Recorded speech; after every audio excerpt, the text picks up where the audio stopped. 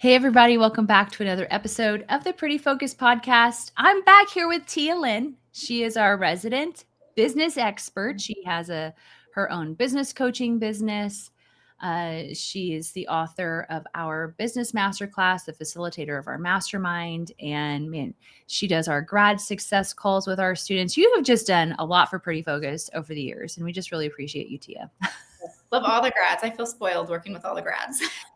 They're really great, aren't they? They It's are. like it's a really great group of people, which is not really surprising because we just always hear that people are always so surprised by the community whenever they get in, and we just hear that over and over again, don't we?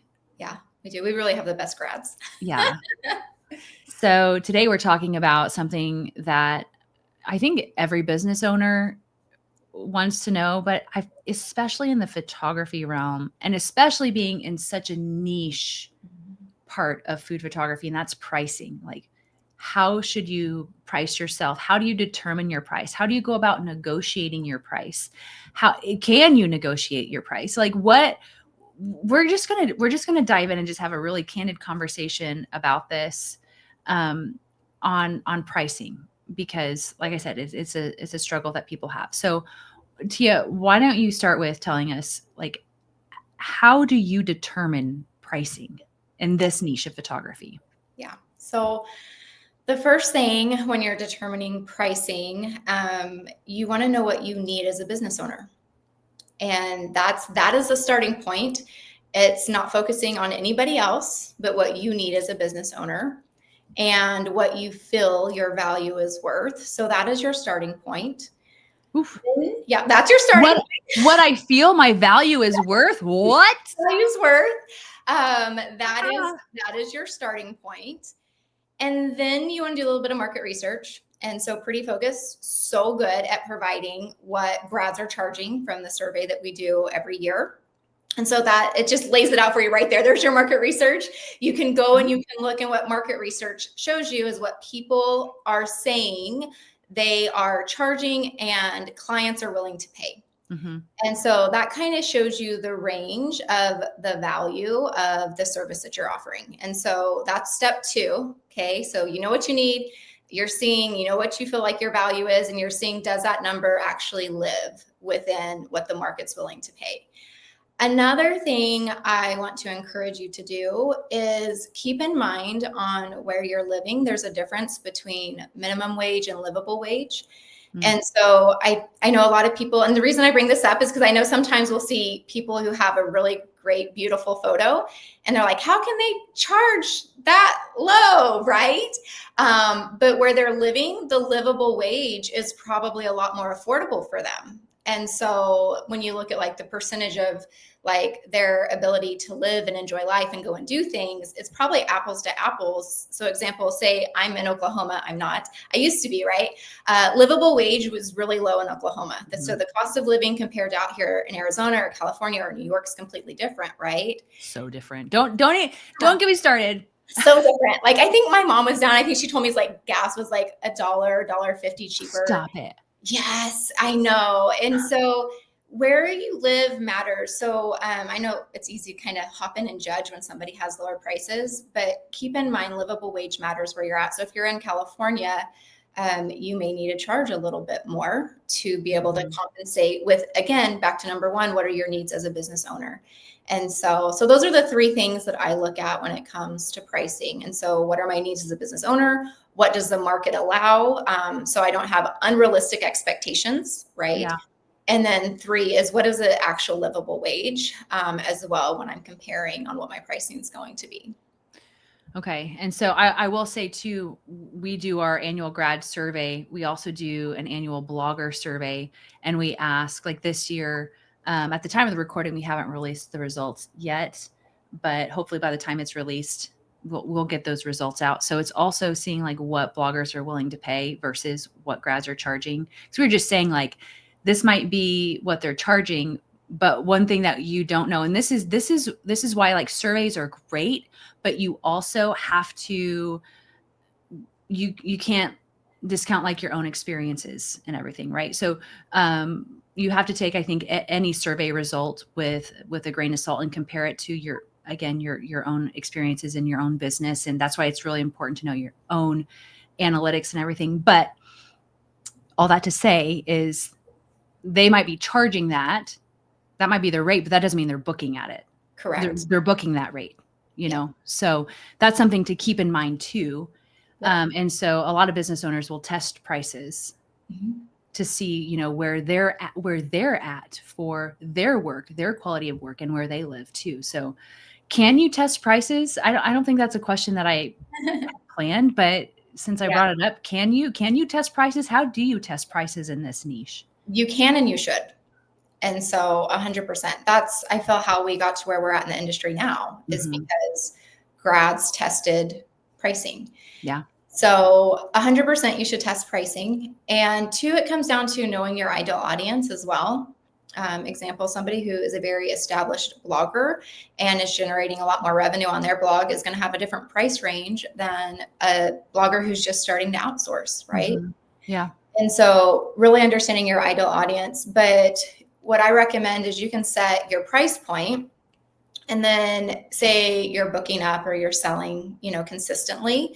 You can just set goals like, well, after every 5 recipes I sell or 10 recipes I sell at this price point, I'll increase my prices by 10%, or, like $5, $10. And it's okay to do that until you hit a wall. And once you hit a wall, that's a good indicator. It may not be the main factor, but that is a good indicator that you're kind Right. of hitting a pricing wall with who you're trying to serve. I Yeah. will clarify that, because you can Correct. outgrow an audience that you have built up. That is true. We see that a lot of times in wedding photography, right? There's like that gap, right? Where you're like, I'm going to start out charging $1,000, right? Mhm. And then once you get into like, so you're meeting like this certain clientele of people who can afford $1,000, and then you jump up, Yep. and now you're no longer serving those people. You're serving a whole other, person. And so we just see that. So that's something to be aware of. Even with the, what you're charging per recipe, you can start to see that shift. In fact, I talked with somebody who she reached out, and she was like, she wasn't a part of Pretty Focus, but she was a content creator. And she said, I'm charging $75, and I have just hit, like, my sales have completely stopped all the way.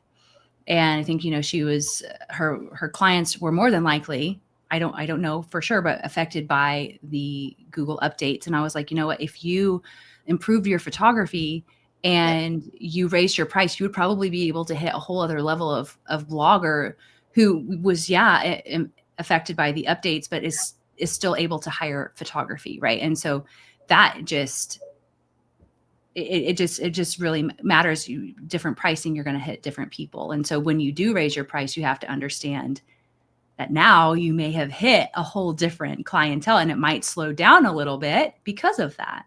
Yep.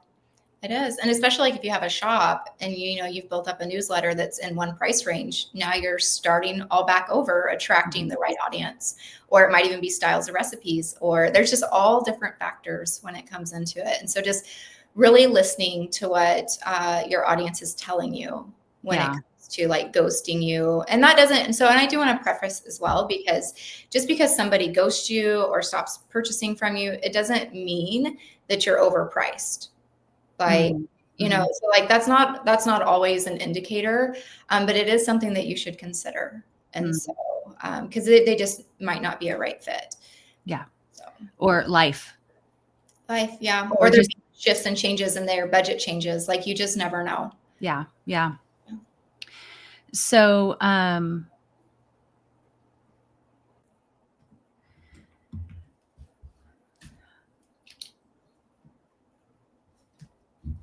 okay, so let's go back to, doing that market research and how you use market research to then know how to price yourself. Because I can do market research, but just because I see everybody else charging this, does that mean that that's my starting point? How do I take that and then now actually make it practical for myself? Yeah, so that's a really great question. So, marketing research is just going to show you the possibilities, Mhm. right? And so, that is, it's inspiration, it's possibilities, it's knowing like, okay, well, I definitely don't want to charge 125 or $100, right? Because Yeah. market research is telling me this is way more valuable than that. Right. It also says, well, I don't want to come in trying to, charge $700 for a shoot for a blogger because market research is showing me that that's non-existent. Right. Right. Right. And so it goes back to looking at where the market's at. And it's good to look at other people's work, right? If if you're looking in the buyers club and you're seeing something's priced at 350, it's okay to like, okay, my level of images is I feel apples to apples on the value, because that's something you can look at. Where you want to be careful, and this is why I encourage business owners to first start with what you need and where you feel your value's at, because that's going to be what you go with ultimately, not what somebody else is charging. But where you want to be careful is not setting your prices just because that's what somebody else has. Because here's the thing, there's a lot of things we do not get to see within their business. We do not get to see their communication with clients. We do, especially if they're selling, we don't know if their recipes are turning out or they're not turning out, right? Yeah. So I see this too with grads a lot. Sometimes I'm going to step on some toes, which is fine because I like to do it gracefully. I don't have a problem stepping on toes because I love you guys. But like grads will flip out when they see somebody charging something so low, right? So a couple of things I want to encourage you on. One, they're serving a different audience than you are, and you have to remember that. Yeah. Two, you don't know what their livable wage is, right? You don't know how efficient they are. They may be making $100 an hour because they're just way more efficient with their time. Yep. And so you do not know, and that's why it goes back to what do you need as a business owner? You do not need somebody else's prices to validate your pricing. And Yeah. it's important to remember. And I think sometimes when we see people charging low, we're like, how are people going to buy from me if somebody's selling this cheap? It's like, you don't need their business to validate yours, right? Because you can't see the quality. Clip that. Yeah, clip that. No, you can't see the quality. You don't know if the recipe's turning out. You don't know if there's a bunch of issues that the blogger's having to sort out and having to reach out about. Like you just don't know all that stuff. You don't know if their notes are as detailed as yours. And when it comes to selling, 100%. when it comes to selling, like the photos is just part of the equation on the value of the package. Yeah. Like the written recipe, the blogger's ability to trust you, put it on their blog, you're giving them enough tips so that they can write a great blog post, answer questions for their readers. All of that matters. And so be very careful when you're doing market research and say, well, I'm going to charge this because that's what they're charging. Because what might happen, say your photos are as gorgeous, but your recipes aren't as well executed or written, people are going to stop purchasing from you. It'll take a couple recipes and then they'll be finished. And then you're like, well, it's slow, things are dropped off, right? Yep. And so you have to watch out for that. And the same thing too, you have to be careful because you might have amazing written recipes and you've been setting the same price range for too long because everybody else is sitting here, but you have no idea that you actually have such a higher quality of product, which is why I go back to what do you feel your value is? Yeah, That is where you always go back to is setting prices. Yeah. Yeah, for sure. Oh man. So what do you do then if a blogger says, you feel like you're charging what you're worth, you've done your research, right? And then a blogger comes and says, that's out of my budget, or they've ghosted you. How do you, or let's just not say ghost, because that can be any number of things. Yeah. Let's just say they say you're out of my budget. That can be a little bit of a sting. Yeah, it can be. So it's like a form of rejection. So let's talk about how do we navigate that? Yeah. So, well, you know me, I'm like, okay, you're just not the right fit. Right. Yeah. It's like, you're just not the right fit. So first of all, I don't take it personally, because everybody has a budget and I respect that.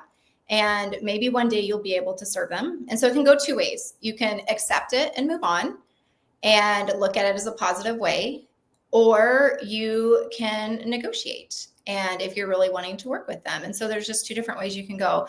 So depending on where you're at, who you're trying to attract, like it takes time to market and attract your dream client. Okay? Like those aren't just going to like fall into your lap. It actually takes work as a business owner to put yourself out there, a couple times every week, marketing yourself in the buyers club and to truly attract your dream client. And so it is normal for a business to go through clients that aren't the right fit before you find the right one, and that's okay. And for me, the sooner you get through those, the sooner you're finding the right one, which is good. Yeah, exactly. Yeah. Yeah. And so it's okay to just accept that they're not in your budget, but don't burn bridges, because one day their blog may be in a position where they can't afford you. And that's great. And so now on the other end, if it's somebody you really want to work with and you have wiggle room, it's not going to make you bitter, but you have the wiggle room, right, as a business owner, and say, well, if I can find out a little bit more of what their needs are, I can see if I can customize a package that fits their needs at a price point that still allows me to make my hourly rate, right, Oh, with that's how so much good. Yeah. on average I make. And so, because there's been times where gigs have been sent to me and I'm just like, oh, I can't do that budget. But it's like, I'll just ask them what they're looking for, because if they could tweak this and that and out of my package, I'm like, honestly, I'll be making the same, if not more, per hour. And so I think sometimes we just see like a lower price point really fast and we think, oh, that's not for me. And we don't think, well, we can customize quotes, because some bloggers have some really easy recipes.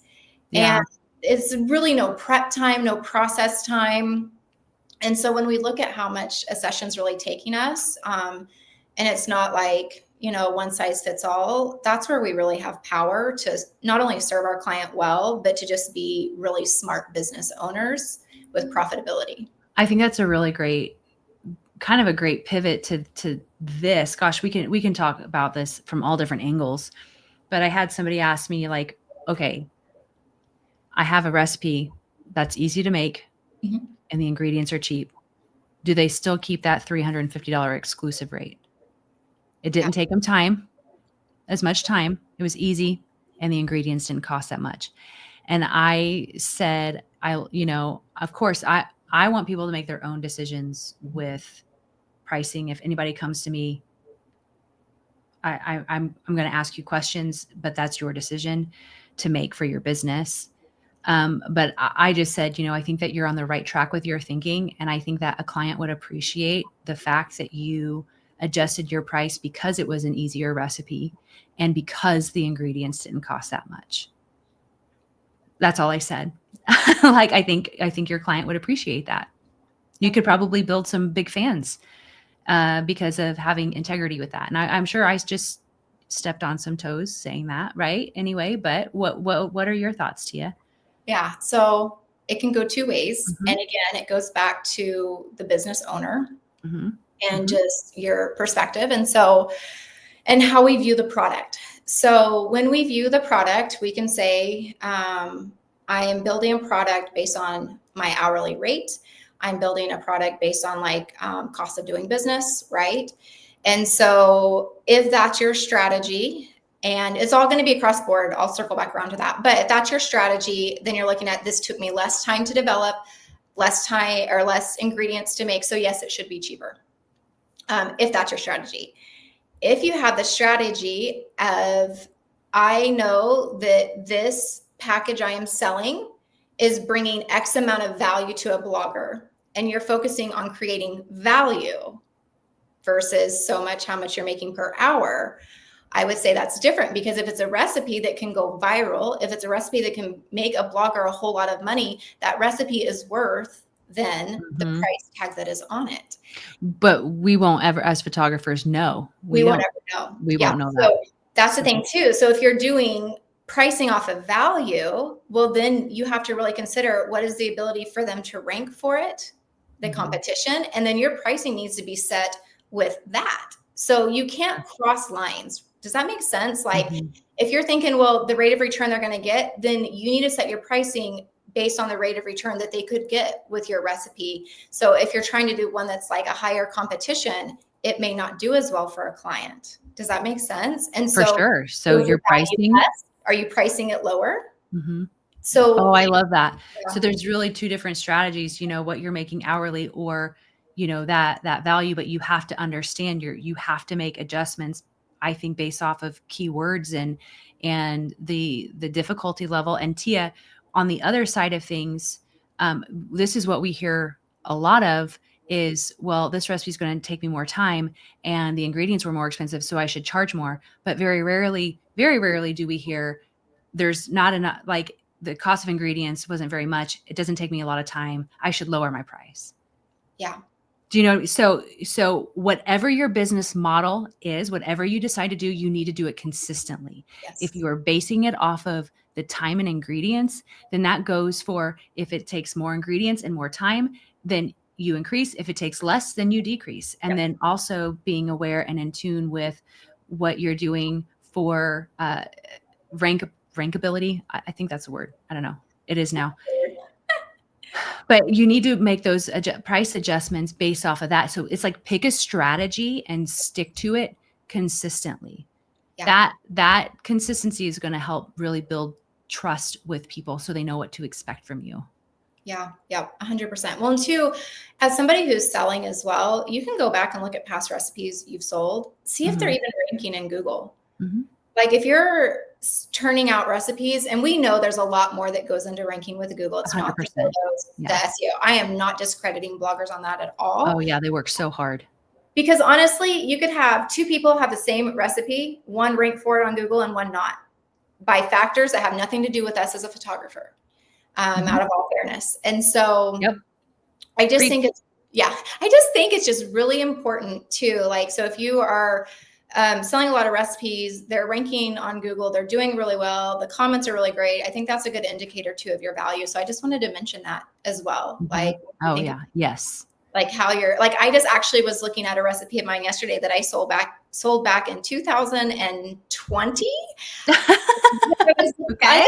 I just typed it in. And I didn't even type in the full title of it, and it popped up first on Google. I'm like, shut the front door. And like, I'm not going to tell you guys because the photography was not where I am now. It was kind of like, oh, should I just like, offer for a free reshoot? I'm like, heck no, she's probably making a good amount of money off that post. I served her well. Yeah, she's like, no, I'm not changing She's like, anything about this anything post. on this recipe. Yeah. Yeah. And so anyways, but so that's just another, when we think about the value that we bring. And two, if you're wondering like, gosh, if you're selling and your stuff's not ranking on the front of Google, then you might be like, okay, maybe I need to pick different recipes. Like they're not getting a rate of return for clients, because there's a lot of information that we're not going to know.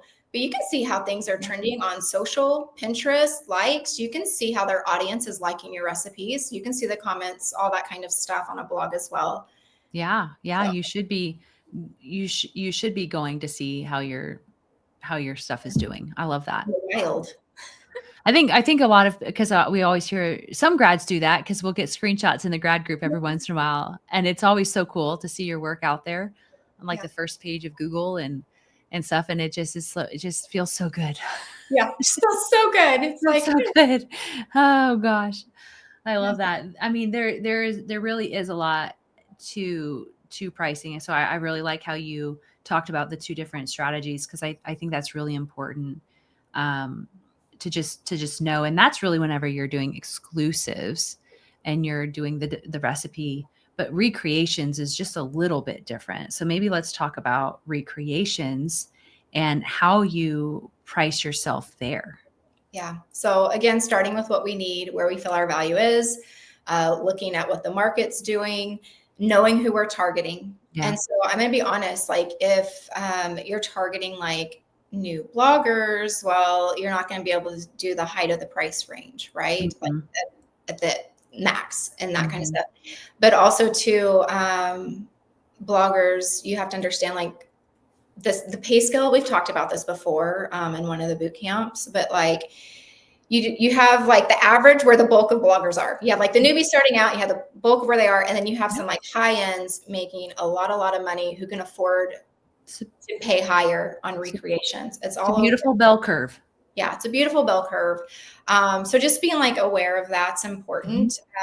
And so with pricing with recreations, you can start out where you're at. If you are getting like overwhelmingly booked, that's an indicator that you can add on like a price adjustment. Like you can increase your prices to clients. Mhm. You can reach out, let them know on this date, I'm going to be increasing my prices to X, Y, and Z. Ask them if they like to keep on the current amount that they're sending you. Um, and so, and then just like, don't explain yourself. You guys, when you talk pricing with clients, you never explain yourself or your pricing ever. You show value and the benefits of working with you, you never Mhm. explain yourself. That is so Mhm. important as a business owner. And that's how Mhm. you do things confidently, right? Mhm. You might, Amen. Yes. in your head, you might be like, oh my goodness, but I need to tell them why. No, you do not. Like you don't, you don't have to get, they're like trying to get their permission, you know, you don't have to. And so, but yeah, so you can increase your prices. And I know when I came on, I started a little bit lower because you're building trust too. Like Pretty Yep. Focus puts on a huge stamp because they know if you graduate Pretty Focus, you know how to take amazing photos. Mhm. And so, but you still have to build trust and show that the client, you can communicate well, you can deliver on time. You can take what their brand aesthetic looks like and you can apply it and deliver it. And so, a lot of different factors. So I started off on the lower price range, and then every new client I increased it by like $10 and $15 per recreation. A couple times I'm like, oh, we're going to do a bigger increase than that because I was just completely slammed, completely booked. Mhm. And then I just kept increasing it, increasing it, increasing it until I was at not the height of the market, but where I felt I was extremely valued and I was giving, and it was matching the value I was providing. And Mm. so, because again, I keep in mind like where I live and my efficiency and all of that. It's for me, it's not just make as much money as I can. It's just to make sure that my value is covered with the profit that I'm making. And I feel that it is. And so that's why Yeah. pricing is where it's at with Yeah. recruitments. I love that. Um, I love that. You want to book up, and then you can increase from there. I think that there is something said about starting low, and this is recreations, this is like exclusives too. It's that testing process, and you don't want to start high and then go low. That's not a fun place to be in, Yeah. to be honest, as a business owner. And so starting low and then working your way up Yeah. is how you want to really go about pricing. Yeah. It is. So, and then you can really find where you go, where you're, like you said, your sweet spot, where you felt like your value and your time was matching what you were paying. Yeah. Mhm. 100%. So it's really important. And I know a lot of people are like, well, because again, we listen to what everyone says over what we need. And so, and a lot of people, like, it's almost like they feel guilty for charging less to get their feet wet. Like, especially as a new graduate, like you have yet to work one-on-one with a client. Mhm. What does your back end workflow look like? Like you're Mhm. figuring that out. Yep. And so to turn around and charge, top of the rate, um, to bloggers when you have no experience working with them and it may not be like as seamless, like that's Mhm. not ideal, Mhm. because this is like it's a big community, but like bloggers talk. And so you want to make sure whenever you're charging prices, especially in the higher range, that your service is top notch, that you are serving them so well, because that really matters. And if you are and you increase your prices, if their budget allows, they will continue on with you. Okay. Yeah. If you outgrow them, just understand you're going to be picking up a new client. And so keeping that Yeah. in as well. I have had conversations with grads about pricing, and they look at other people and they see what they're charging and like, well, I wow, look at them and look at what they're charging, and they were like, wait a minute, I'm getting paid what I asked for. Yes. Yep. 100%. Like That you was like a huge mindset shift for them to be like, wait a minute, why am I, because I'm the one that set my rate. Yeah. So And then you're bitter about it. I'm just and then calling you're you bitter out. about it. Wait, it was you set the rate and they agreed to it. So obviously, you can go about adjusting your price, and there's a way to do that without like shocking your clients. But just remember, like, also don't be bitter about the prices that you set, because you're the one that set them. Yep. And the same thing too, be patient. If you're on the higher end and you're trying to book, it's going to take longer, and just understand that. Be patient. Mhm. If you really feel that that's your value, now I'll say if you can financially afford to hold off, right? And if you have to back your prices down a little bit just to get some people foot in the door, get some financial security, that's okay. But Yeah. again, that's not the end all. Like if you're starting on a lower end, that's not where you're going to stay. Mhm. So you have the power at any time to say, okay, my rate is now this. Yeah. Yep.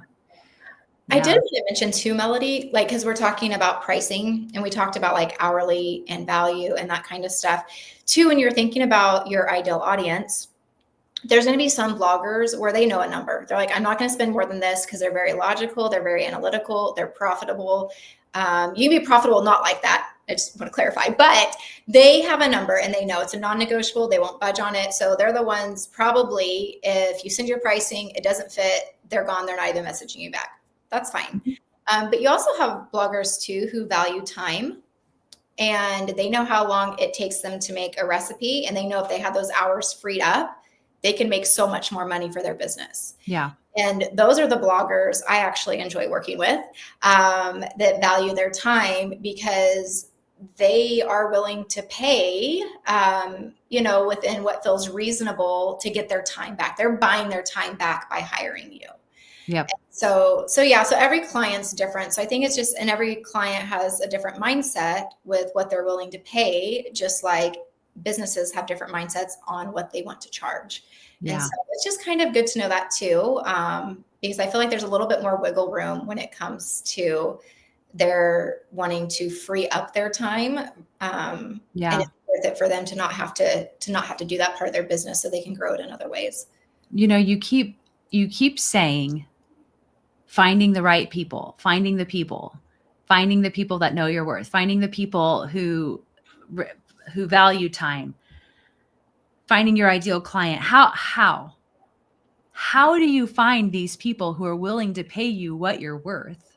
Yeah. Do you know what I mean? Like, how did you go about that? Because you just make it sound like, oh, all I have to do is just find those people. And that's all. But it feels like, so walk us through that.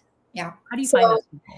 If you don't have your ideal audience right now, or you don't have anybody at all, maybe just graduated, it is marketing yourself nonstop, and you're using images. It's going to attract the kind of blogger you want to serve.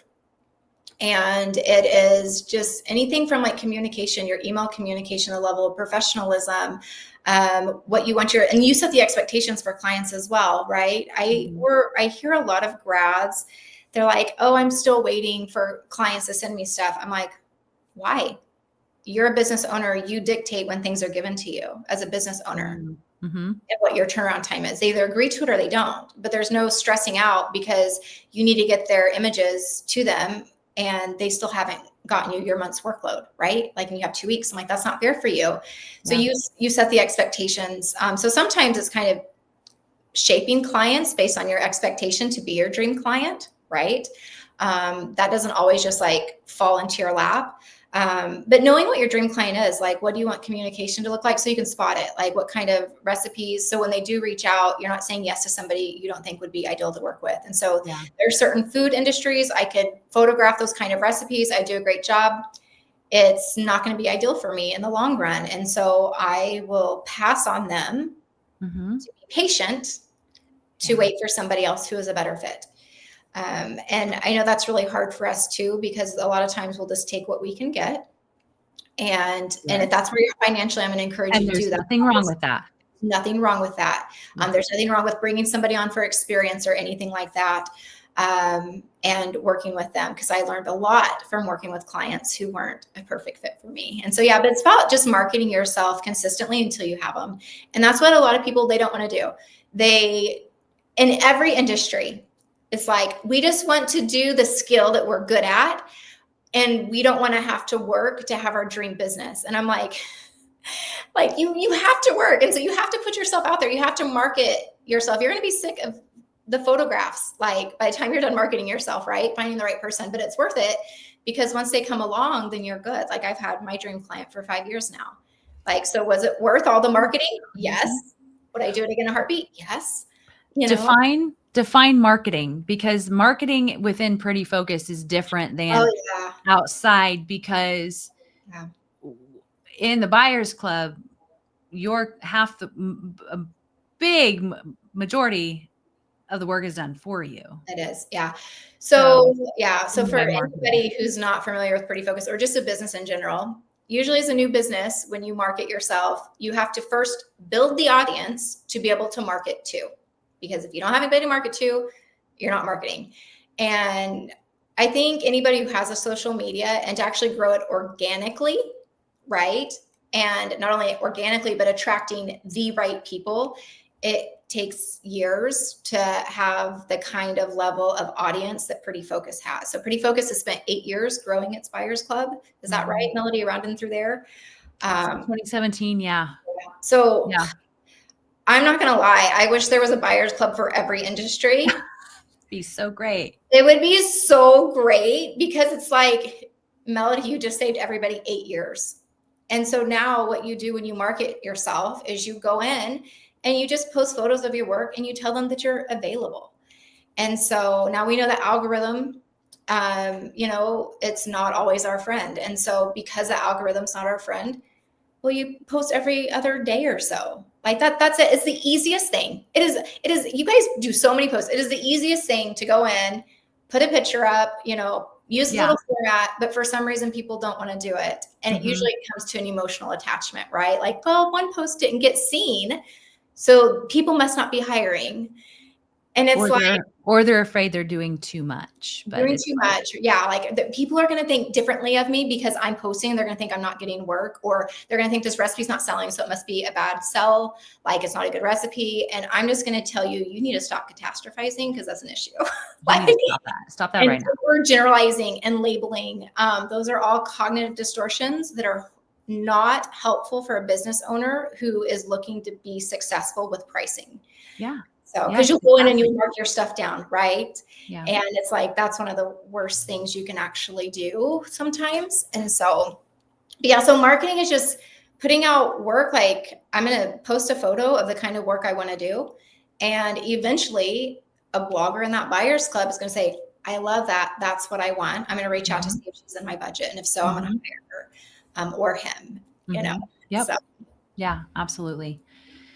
So, okay, Tia, where do they go from here? Let's give some practical next steps for people who are just listening to this, who are struggling with their pricing. It might be hard to actually give advice because you don't know their story per se. So it's going to be general next steps.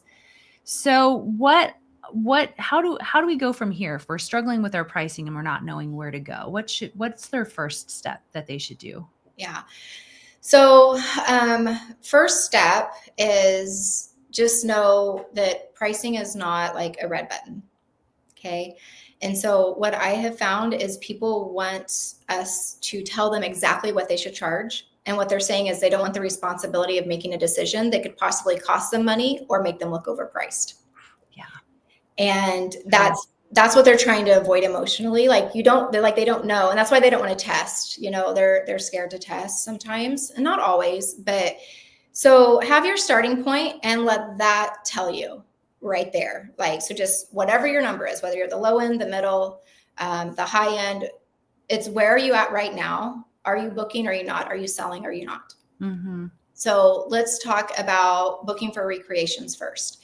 So you can't determine if you're priced correctly off of a couple bloggers reaching out to you and not booking you. That's like when you think about, like, if I was to walk into Nordstrom, there's so many shirts in there. And if I decide not to buy one, it doesn't mean that's not a great shirt. There's going to be another customer that comes in and buys it, Yeah, for sure. And so it's like, it doesn't mean it was overpriced. And so, so keep that in mind too. You don't know who's reaching out to you. You don't know what their budgets are. So don't automatically assume that. And so, but if you have like quite a bit of bloggers reaching out, and they're ghosting you, you might even try changing your strategy when they reach out and say, well, what your pricing, say, well, this is my range. So you have a range of pricing, what is it that you're actually needing? You can also ask a blogger what their budget is. Mm-hmm. It doesn't mean you have to match that, but you can see what you can do within it. And so yeah, I would just, so for recreations, if you're constantly having people not book you, you're going to either have to be patient and continue to wait or consider a price adjustment. Mm-hmm. And so, and if you do it like $15, $20, it doesn't have to be dramatic, right? Right. Just to get your foot in the door, because again, eventually you can increase your rates with clients that you've brought on. And if they can't stay with you because of budget, that's okay. Like, but by Yeah. that time, you should have other people on board. Yeah. Well, I think too, you also nailed it too. It's like, it doesn't mean your price. It doesn't mean you're not good enough. What is that strategy, that onboarding? If you have a lot of people reaching out to you, but you're not booking anybody, like I would love to take a look at what that onboarding strategy looks like, because you should always be engaging them with questions. Instead of, if somebody's saying like, what's your price? You don't tell them your price. You ask them what they need, What they right? need. You should always be finding out what they need. And if you are delivering price first before finding out what their needs are, you're leaving so much opportunity on the table. So much. You should never, ever lead with your price. You should always lead with your value and finding out what they actually need and how you can really serve them. Then you come in with, okay, this is what you need, and this is how I can solve all of your problems, right? And so this is just like sales 101. Yeah. Time asking. Yeah. My biggest thing, and complimenting them too, like going to their blog, telling them like, oh my gosh, like what you really enjoy about like what they have on their site, and getting them excited, thinking that like, hey, I think we would be a great fit. Like, and so that initial email matters a lot. Yes, it does. Yes. Yeah, it really does. And so, and then like, even like your investment guide and that kind of stuff, that all matters. Because if you think about it, say they're reaching out to 5-10 grads, how are you standing out? It's your communication. Especially 100%. Yeah, because people aren't going to always go with somebody who's just the cheapest, because they're trying to relieve stress, right? They're not trying to handhold, they're not trying to add it. So, and I've always said I was a better business owner more than I was a photographer. And so how I serve my clients, yes, my work is what helped me book them, but how I serve them is what has allowed me to keep them and increase my prices. It's a huge difference. And that goes back to value. Yeah, that's so good. And then selling, what was the main question, Melanie? Oh my gosh, I know. Increase prices. Right? Okay, that's what it was. And so again, like we kind of gave some tips. So if you're like, should I increase my prices with selling? Well, one, what's your sell-through rate? How's your sell-through rate going? And what has your sell-through rate been lately? Not what was it 6 months ago? What is it now? Because you can't increase your prices if you're not having a nice sell-through rate. I'm not saying you have to sell out, but I'm saying you need to have a nice sell-through rate. Yeah, 80% or higher. 80% is a decent sell rate. If it's less than that, then got some work to do and some tweaking that needs to be done. With the type of recipes you're choosing, or, hopefully your work is perfect. Yeah. Yeah. So don't let, I think we have a community of perfectionists, Tia. It's okay that it's not 100% every single week. It does not mean you have failed. So please don't. It means the right person hasn't seen that recipe, and that's okay. And I think we have to be comfortable with being patient. Like if you really want to maximize and make the most as you can as a business owner, you just need to be patient. And a lot of times we give up or we get irritated because we don't understand that it's a process. Yeah. And or we'll see it's working for somebody else. And I see that with shops too, but it's like they may have one client literally buying all their recipes. You don't know. Yeah. Somebody wise once told me, it's not what you did wrong. It's what, like, it's not, no, hold on. I got to restart this. You're good. I'm like, put that marker in there. Okay. Somebody wise once told me, whenever I was like, what am I doing wrong? And she said, it's not what you're doing wrong. Don't say, what am I doing wrong? It's, what are you going to do next? Yes. And so that was you, by the way. I know. I love you for it too. Because I will just beat myself up of what am I doing wrong? What am I doing wrong? And that is just not a good mental place to be in. And so also I would encourage you to shift that mindset. Instead of like, what am I doing wrong? Say like, what am I going to try next? Because welcome to business, baby. Yeah. Welcome to business, baby. That is just what we do as business owners. We're constantly testing. We're constantly changing. The markets are going to shift. Markets are going to change. Congratulations. You've now, you know what I mean? Like, congratulations. You've officially made it. if you can navigate your business through market up and down, that's where success is defined. It is. And that's what makes you different from being an employee versus a CEO, Yeah. right? Having to navigate all that. And so, well, and I wanted to say too, so I love that you mentioned that, Melody. So when we're talking about selling, and even perfectionists, right? A lot of times I'll see grads that I've even worked with in past masterminds, and they'll be like, I posted it and it didn't sell. And so I think I just need to reshoot it. And I'm just like, what? Like, because they're so perfectionist. I'm like, no, no, no, no, no, no. Or they'll do this. And I know some of you guys watching, you're like, oh my gosh, she's talking directly to me. Believe me, there's more than one of you. But they'll be like, post it, it doesn't sell soon enough. And because there's an emotional attachment to, if this doesn't sell, I feel like a failure. I feel like I'm not enough. We take it out of our shops because of an emotional attachment. Because we can't let people see that it didn't sell. We can't let people see, right? What we're afraid that we're an imposter, we're not good enough, or what are bloggers going to think if they keep seeing it in my shop? Like, they're not going to think anything. Like, I go to the store all the time and see the same thing sitting there. Eventually, I might be like, dang, okay, I think I do like it. Let me buy it. You know? True. Facts. So, and so you just have to be really careful with pricing that you're not doing it from an emotional place that is very strategic. And it's hard, right? And so now if you get it in there and you've had it in your shop sitting there for 6 months, you've advertised it in the Buyers Club, maximize the advertising, you maximize your newsletter, and it's in a season where it should be selling, like you've gone through all the checklists, well then, okay, maybe let's look at possibly it's a pricing issue.